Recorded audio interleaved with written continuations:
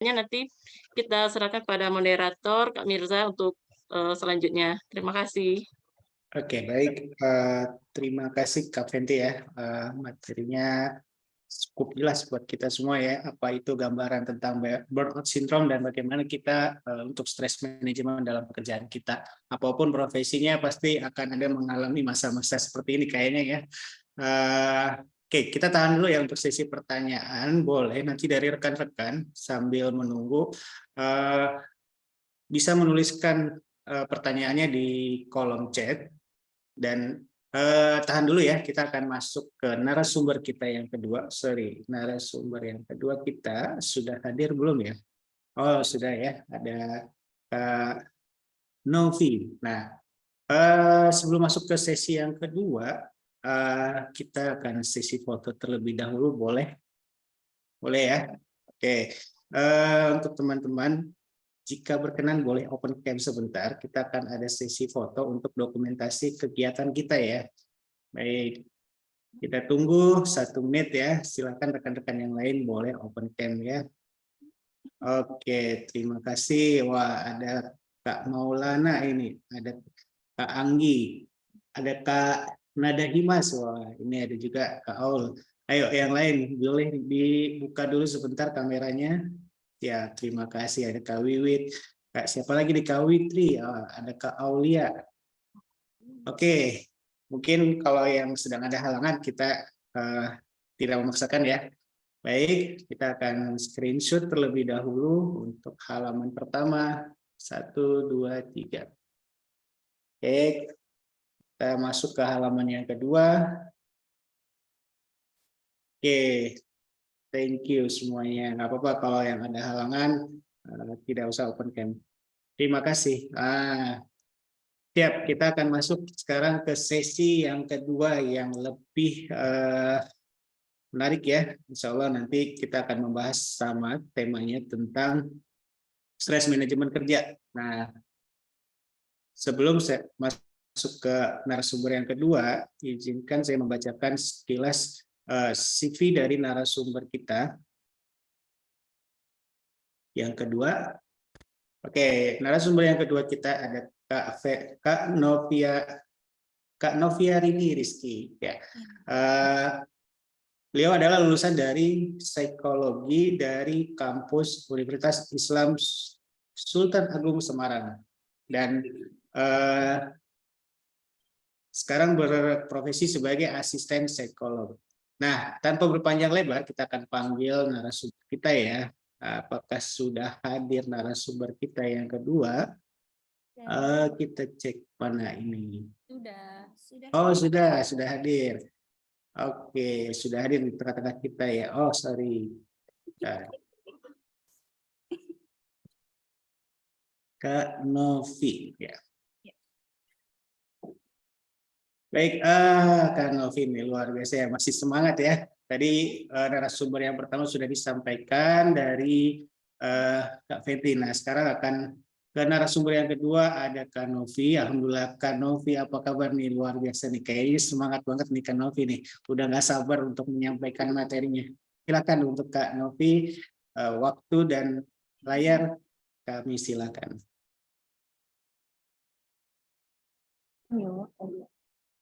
Baik, terima kasih untuk Kak Mirza sebagai moderator hari ini.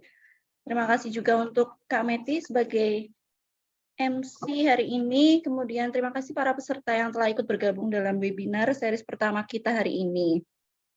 Ya, izinkan saya sebagai narasumber kedua di sini untuk menyampaikan mengenai stress management dalam pekerjaan. Boleh minta tolong?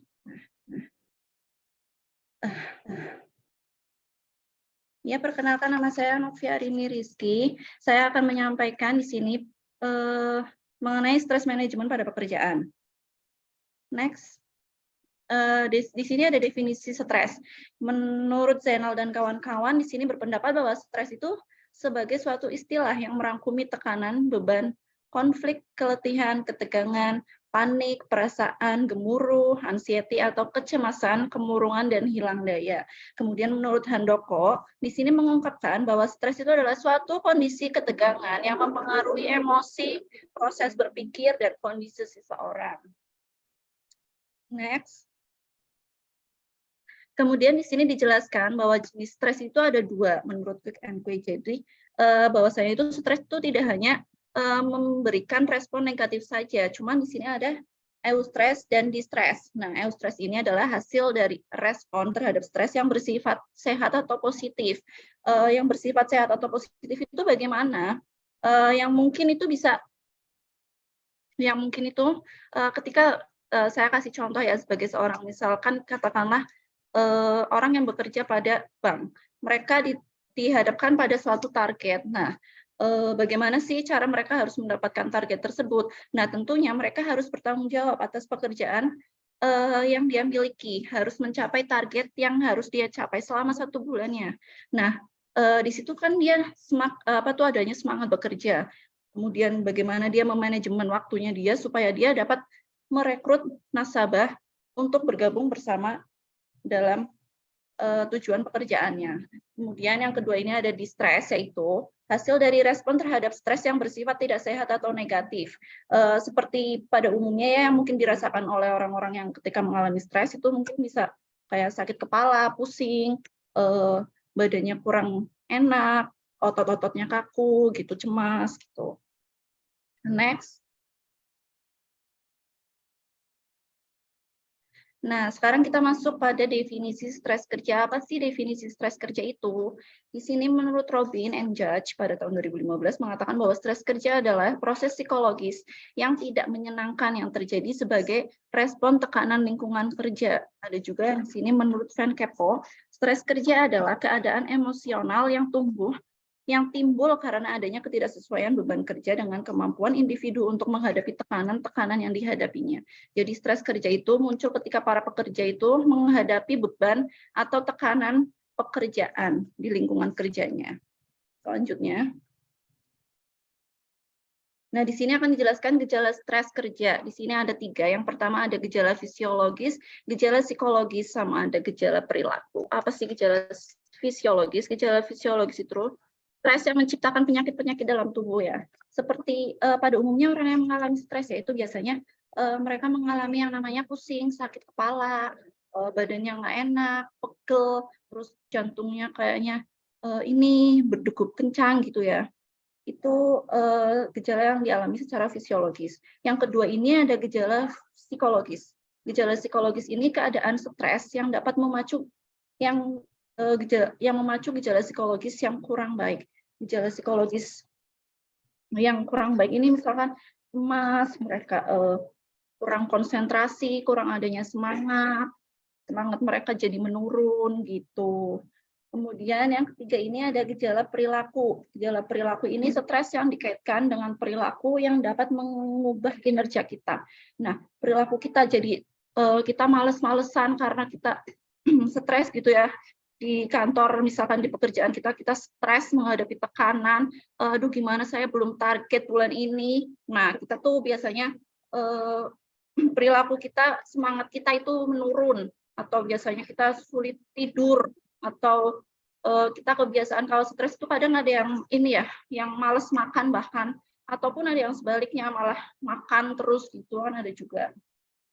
Next-nya. Nah, sini dijelaskan apa aja sih faktor penyebab dari stres kerja. Faktor penyebab dari stres kerja di sini itu ada 3. Yang pertama ada faktor lingkungan, yang kedua ada faktor organisasional, sama faktor individual. Yang pertama ini faktor lingkungan. Faktor lingkungan ini keadaan lingkungan yang tidak menentu yang dapat menyebabkan pengaruh pembentukan struktur organisasi yang tidak sehat terhadap karyawan.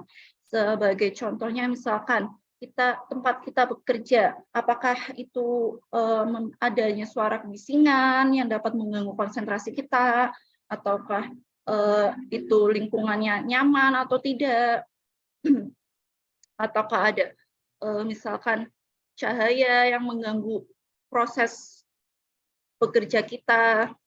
Kemudian yang kedua ada faktor organisasional.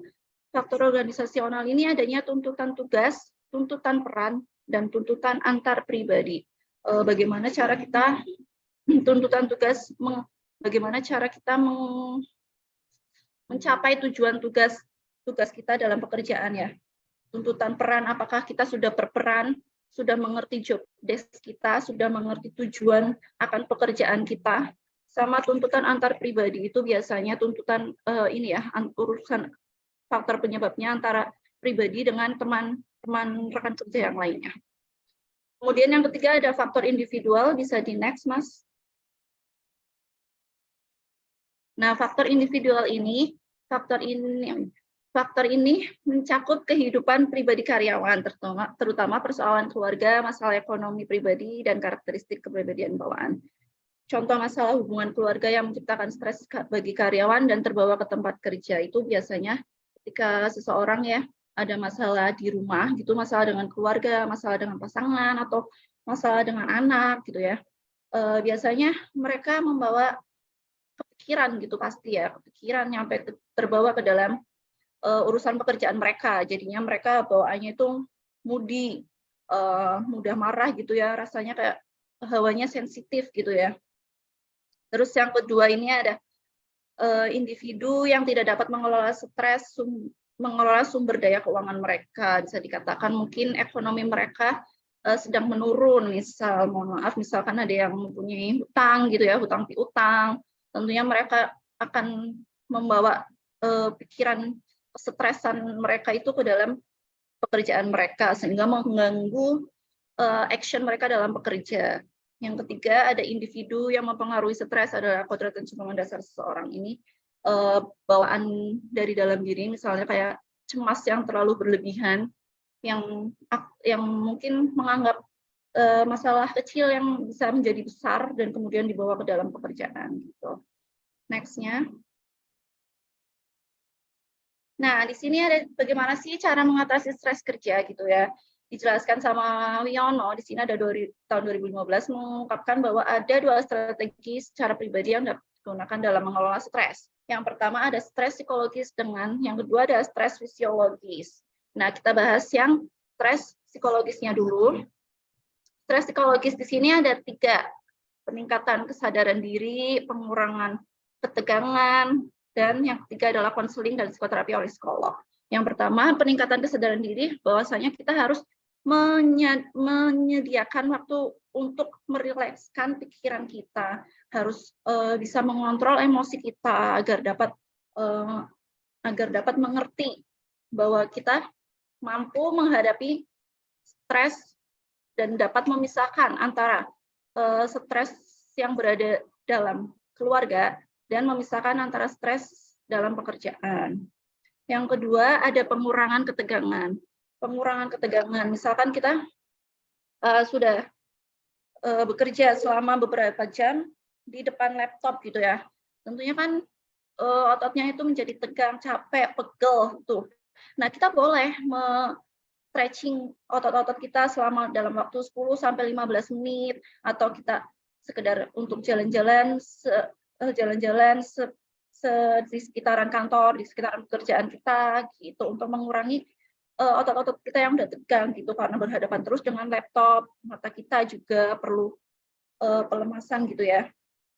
Yang ketiga ini ada konseling dan psikoterapi oleh psikolog, bisa mendatangi psikolog baik secara online ataupun secara offline gitu untuk berkonsultasi, kemudian bisa dilakukannya terapi oleh psikolog yang telah berpengalaman. Kemudian next. Yang kedua ini ada strategi secara fisiologis juga ada 3, meningkatkan komunikasi, meningkatkan partisipasi, dan mengembangkan keterampilan kepribadian dan pekerjaan. Meningkatkan komunikasi tentunya membangun lebih baik komunikasi dengan rekan kerja, sesama rekan kerja, mungkin kita bisa sharing gitu ya, meningkatkan komunikasi kita terhadap atasan juga, kita bisa menyampaikan gimana saran, kritik gitu dari kita untuk atasan, jadi bisa saling bertukar pikiran. Kemudian yang kedua ada meningkatkan partisipasi, misalkan ketika rapat gitu, kita bisa menuangkan ide-ide kita atau kita memberikan masukan gitu sehingga saling berpartisipasi antara kita dengan rekan-rekan kerja yang lainnya. Yang ketiga, ada mengembangkan keterampilan, kepribadian, dan pekerjaan. Gitu, kita bisa mengikuti mungkin seperti webinar ya, kan sudah banyak sekarang webinar-webinar yang telah dilakukan gitu, untuk mengembangkan keterampilan atau baca-baca buku, atau mungkin mengikuti hobi kita bersepeda atau berolahraga gitu, sehingga tidak melulu tentang pekerjaan. Next. Next, Kakak. Ya, terima kasih atas waktu yang telah diberikan. Sedikit kurangnya saya menyampaikan materi mengenai stres dalam manajemen stres dalam pekerjaan. Selanjutnya saya kembalikan kepada moderator Kakak Amir. Oke, baik. Terima kasih, Kak Novi. Sorry, belum di... Mbak, Ya. suaranya. Oke, ya terima kasih Kak Novi ya. Tadi sudah di... Kak Amir, suaranya nggak ada ya? Oh, suaranya sebentar ya. Tuh. Kalau sekarang ada suaranya? Suaranya nggak ada Kak Amir. Masih belum ada ya. Sebentar.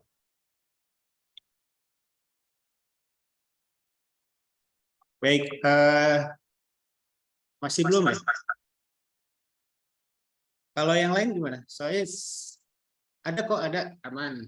Oke.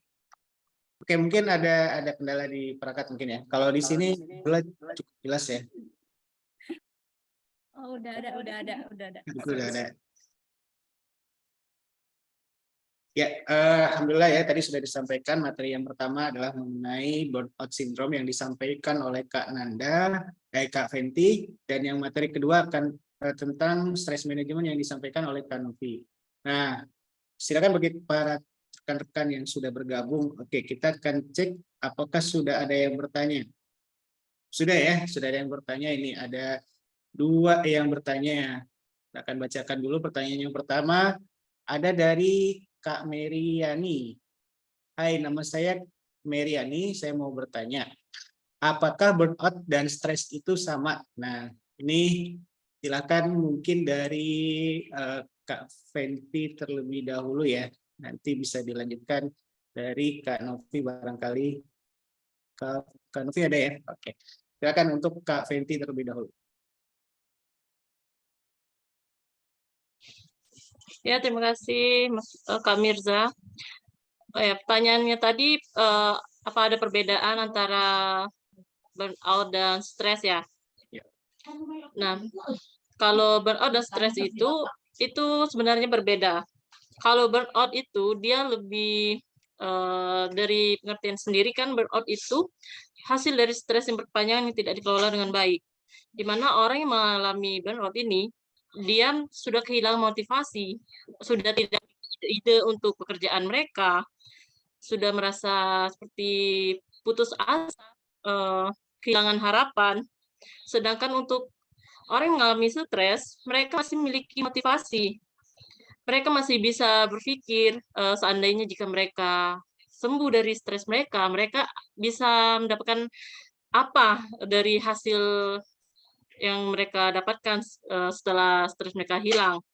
Dan untuk orang yang mengalami burnout sendiri, mereka sudah tidak bisa melakukan pekerjaan dengan baik, produktivitas mereka juga tidak ada, kinerja mereka menurun, benar-benar sudah tidak bisa produktivitas dalam bekerja untuk orang yang mengalami gejala burnout.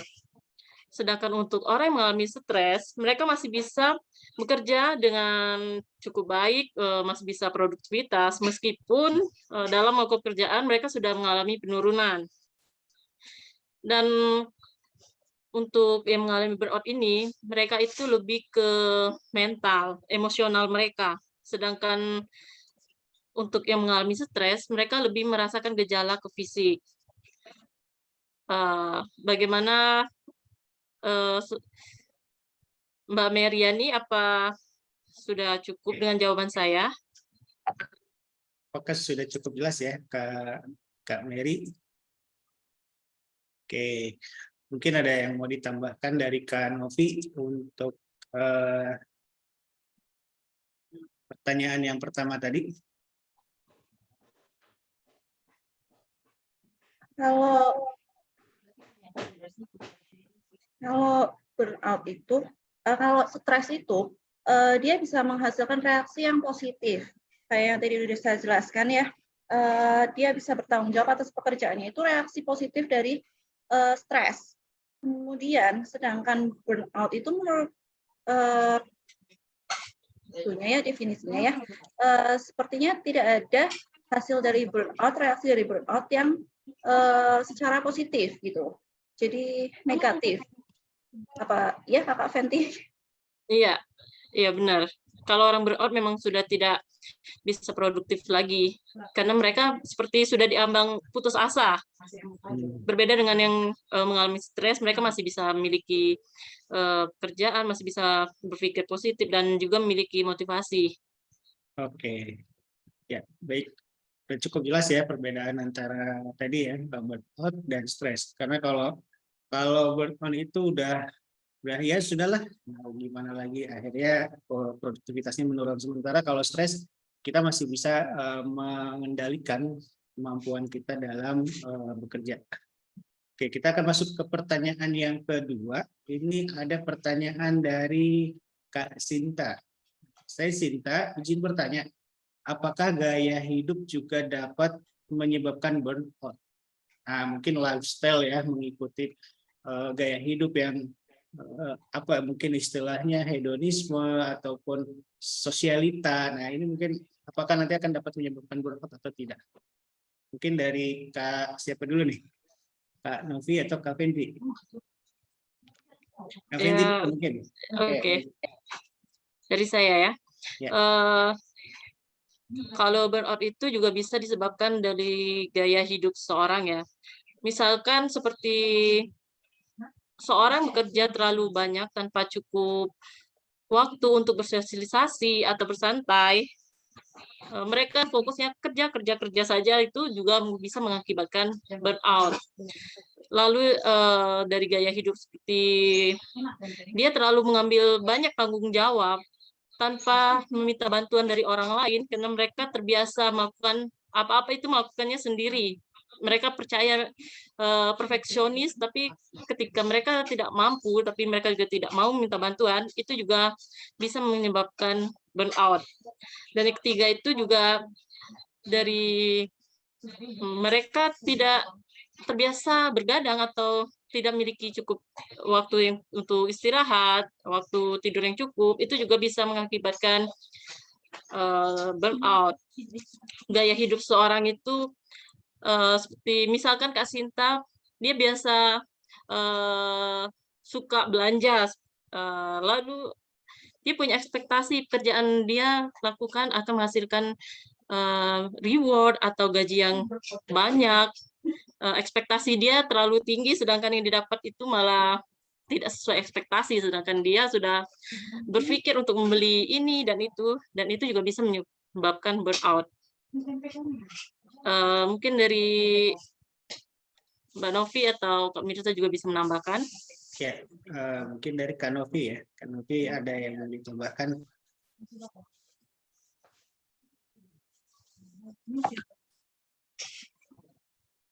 Cukup ya. Oke. Ya, kalau tidak ada lagi yang bertanya, masih ada nggak ya yang mau bertanya nih? Masih ada waktu kurang lebih 5 menit. Oke. Ada satu. Ada lagi? Tahun itu. Tahun Nikmah. Dari, oh ya, sorry, ada satu lagi ya. Iya. Dari Kak Miftahun Nikmas Suseno. Ingin bertanya bagaimana, oke, ada 2 pertanyaan ya, masih ada waktu, boleh lah kita ini. Bagaimana cara merubah mindset dalam diri kita agar segala macam tekanan atau stresor tidak sampai membuat burnout maupun distress. Nah, tadi juga sudah dijelaskan ya, ada beberapa strategi ya, ada strategi psikologis sama strategi psikologis sama strategi fisiologi. Nah, atau mungkin ada yang mau ditambahkan dari Kak Fenty. Ya, Pak Mirza. Mindset kita yang harus kita lakukan agar terhindar dari burnout ya. Kita bisa seperti tadi menghilangkan pikiran-pikiran negatif, menggantinya dengan pikiran positif. Misalkan setiap pagi kita bercermin sebelum mulai aktivitas di pagi hari, kita bisa di depan cermin, kita mengatakan kata-kata positif untuk diri kita sendiri, memindset diri kita dengan hal-hal positif. Kita ucapkan kata-kata positif yang bisa menjadi penyemangat kita sebelum memulai aktivitas. Seperti misalkan kita sebelum bekerja, saya pasti bisa menyelesaikan kerja ini dan mendapatkan hasil seperti yang saya harapkan. Tidak ada yang tidak mungkin jika saya sudah berusaha. Itu kan juga bisa berupa kata-kata positif dan kita juga akan lebih semangat. Dari Mbak Novi sendiri, siapa tahu ada yang mau ditambahkan? Ya, selanjutnya dari Kak Novi.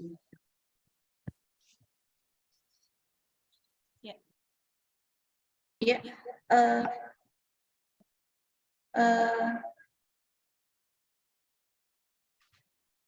kalau dari saya sendiri ya, mungkin bisa ditanamkan dengan afirmasi-afirmasi positif seperti kata Kak Fenty ya, untuk diri kita sendiri, kemudian kita bisa pengalihan secara positif, mengikuti kegiatan-kegiatan yang positif, komunitas-komunitas yang positif, bisa explore hobi-hobi kita tentunya, yang hobi olahraga atau bersepeda atau apa gitu yang positif.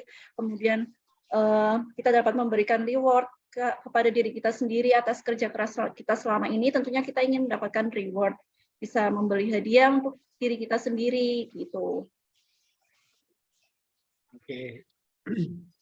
Ya, cukup jelas ya. Jadi kita berusaha untuk mencari afirmasi positif, lingkungan positif, supaya ketika kita sedang jenuh ataupun sedang mengalami burnout itu bisa cepat kembali ke kondisi normal, diharapkan seperti itu. Nah, oke, mungkin nanti akan ada beberapa informasi tambahan yang akan disampaikan oleh MC kita. Tapi ini ada satu pertanyaan terakhir ini dari Nada Himas. Wah, ini menarik nih ya. Kalau burnout syndrome ini, apakah siswa atau pelajar bisa terkena burnout? Nah, ini pertanyaan yang menarik nih. Apakah cuma hanya untuk para pekerja saja atau bisa juga untuk para pelajar atau siswa nih di sekolah? Menarik nih. Boleh satu, mungkin kurang lebih 2 menit dari Kak Fenty terlebih dahulu. Ya, untuk mahasiswa atau siswa, apakah juga bisa mengalami burnout? Itu tentu saja bisa. Apalagi seperti mahasiswa, mereka pasti punya banyak tugas yang harus mereka selesaikan. Apalagi saat pandemi, seperti mereka kuliah online, pasti diganti dengan tugas dan tugas. Dan itu akan mengakibatkan stres pada mahasiswa, karena mereka mungkin dari mahasiswa ada yang merasa mereka tidak mampu, karena terus diforsir melakukan tugas-tugas kuliah secara monoton, tidak ada waktu untuk mereka bersantai tadi, itu juga bisa mengakibatkan namanya burnout. Silakan dari Mbak Novi, kalau ada ingin menambahkan.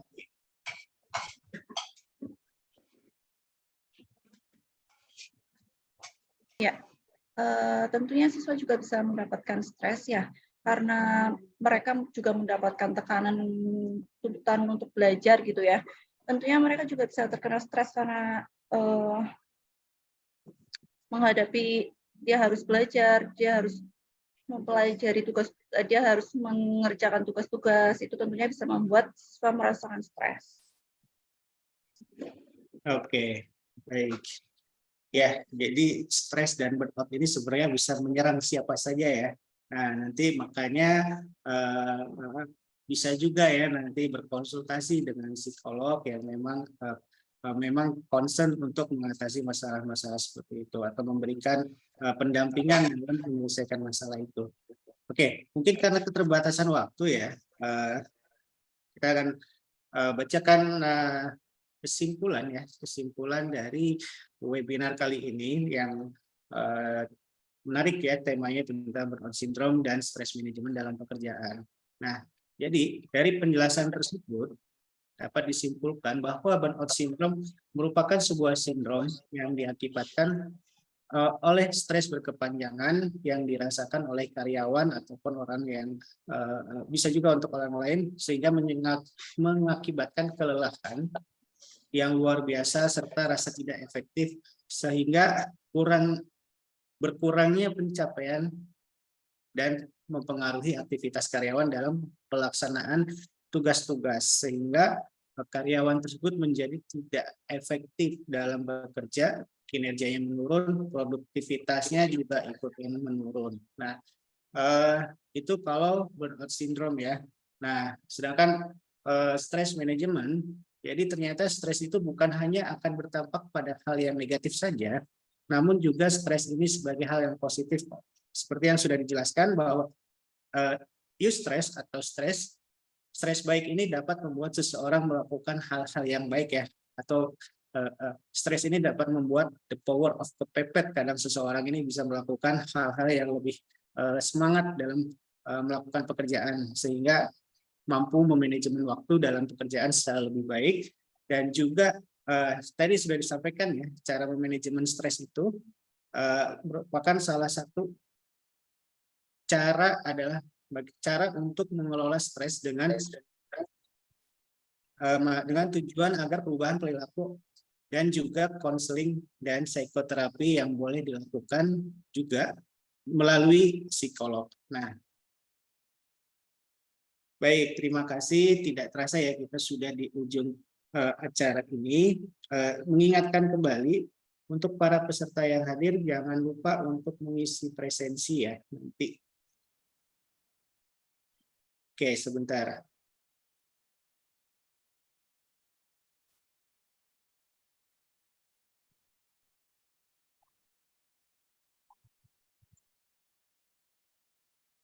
Ya, sebelum kita tutup, mungkin ada beberapa nanti informasi yang akan disampaikan oleh MC kita. Oh ya, sebelumnya saya ucapkan terima kasih untuk kedua narasumber kita, ada Kak Fenty dan Kak Novi ya. Sebagai penghargaan, apresiasi, kami akan memberikan sertifikat untuk kedua narasumber kita.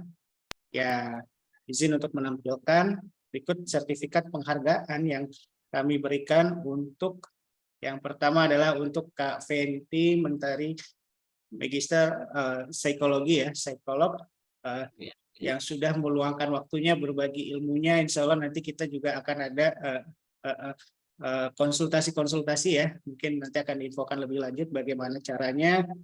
Dan juga untuk sertifikat yang kedua kita berikan untuk narasumber kita yang kedua, ada dari Kak Noviarini Rizky, sarjana psikologi. Nah, terima kasih ya kedua narasumber kita yang sudah luar biasa nih ya menyampaikan materi. Jadi kita sudah tahu apa sih burnout syndrome, apa itu stres, dan bagaimana manajemennya supaya tidak mengganggu aktivitas kita. Minimal ketika kita lagi jenuh, kita lagi stres, kita bisa tahu cara bagaimana mencari solusinya.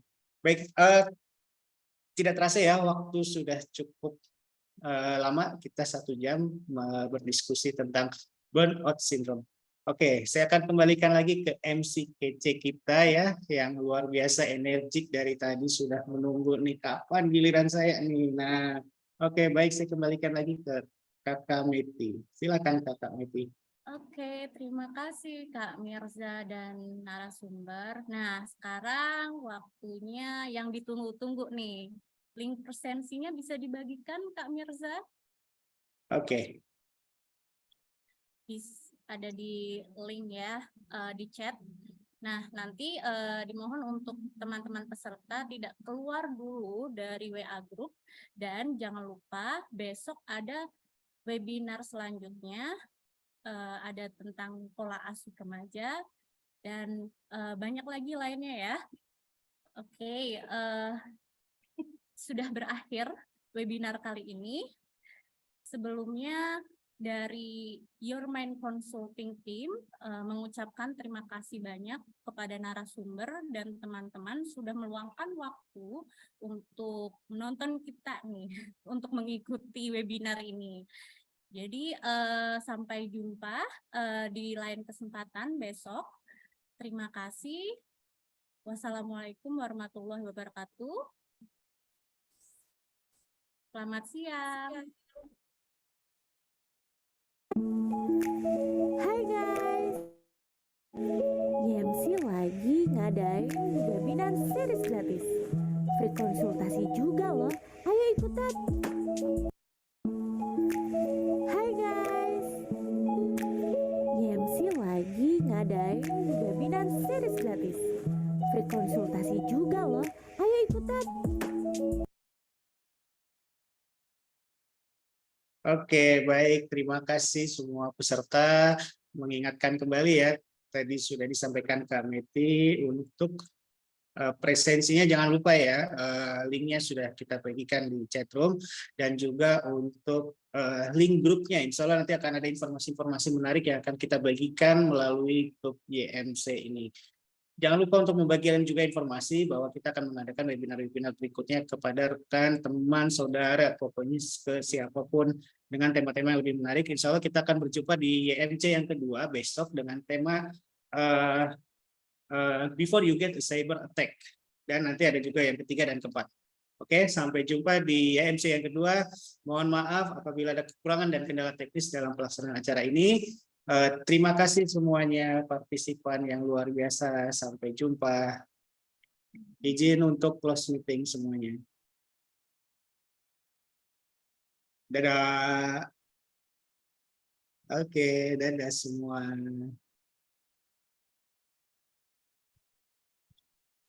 Luar biasa ya. Mas,